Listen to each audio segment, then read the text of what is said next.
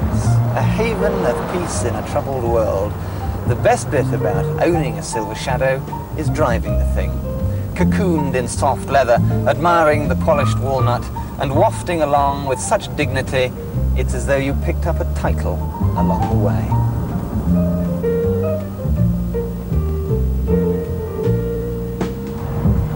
A Rolls-Royce still cuts more ice than Hatton Garden. Wherever you go, you bask in your own personal spotlight. But if I said that this glorious Regal Red Shadow cost just £10,000, you'd be surprised. And you'd definitely think I was winding you up if I said the cheapest Shadow now cost less than a 2-year-old Sierra. But it's not a wind-up. This 72 Shadow could be sitting in your garage for less than £7,000. Like scores of others, it's priced to sell because the recession has frightened buyers away. But there's nothing to be frightened of. These cars often outlive their owners, don't cost as much as you think to run, and are utterly reliable. God is in the details. We weren't impressed by the clumsy overspray on the rear window rubber and a wounded, rusty quarter bumper. The once sumptuous accommodation was well past its first bloom of youth, with tired leather and lifting varnish on the timber. Despite the rather sudden colour scheme, it certainly looked the part.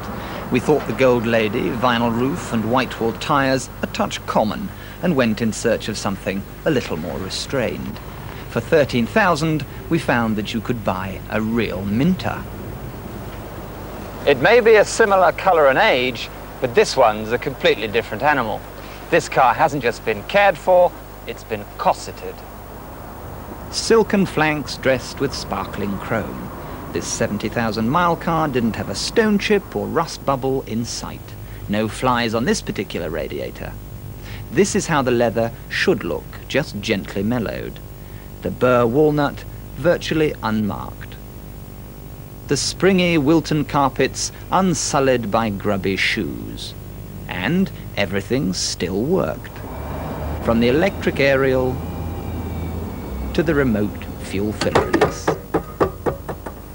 A roller's pedigree is all.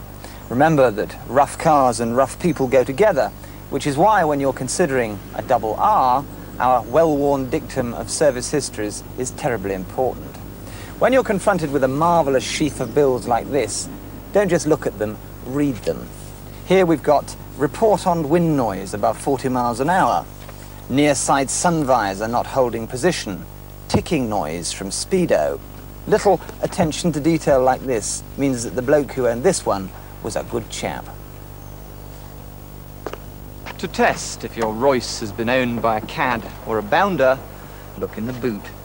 Above the battery lives the toolkit, naturally untouched by aristocratic hands. But any owner who presumes to defile his Rolls-Royce tools for repairing his lavatory is not the sort of chap we should be doing business with. When you find a fine example, you'll be surprised how disarming it is to drive. Even this 15-year-old still feels modern with supple rides, silky gearbox and whispering V8 engine. Push the old girl and she'll lift up her petticoats. Just watch it on the corners. To avoid undignified progress, you'll need a Shadow 2. Here's a much more swervable, agile car.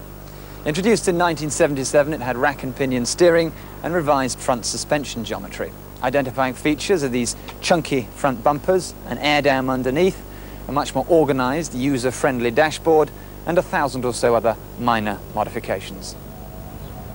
At last, the old dowager handled as well as she looked.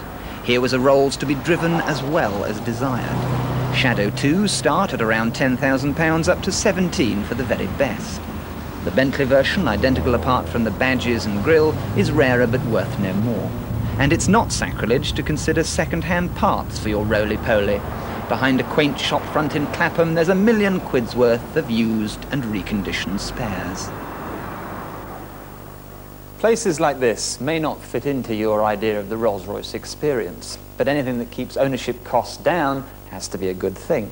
Here you can buy an unbent bumper for just £350, they're 550 new.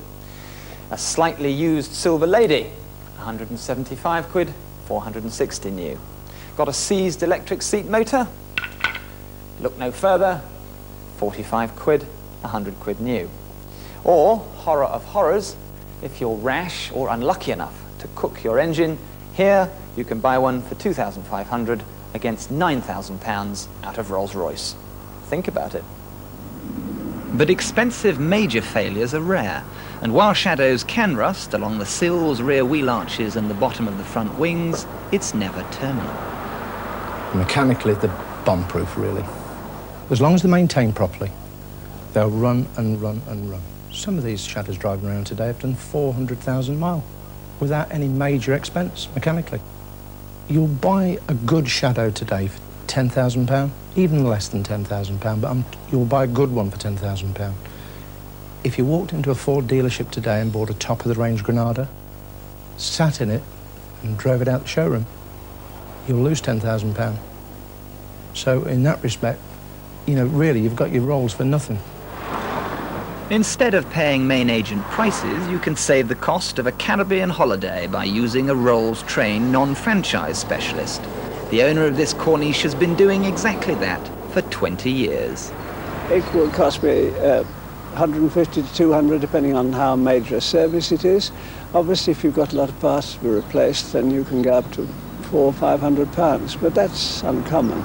We have a BMW. It's only one of the little ones, the 3 Series. But certainly it's much cheaper having the Rolls service than to have the BMW done by the BMW dealers. So a choice Royce probably offers the best value for money of any second-hand car, along with a pleasing certainty that you'll feel better at the end of your journey than when you started.